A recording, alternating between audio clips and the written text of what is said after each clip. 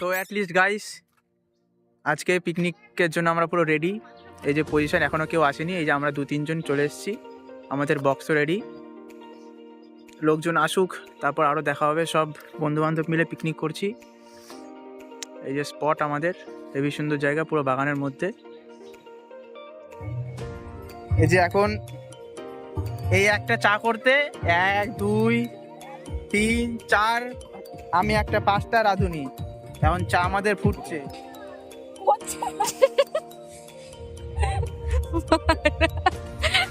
আজকে পড়বে সকাল সকাল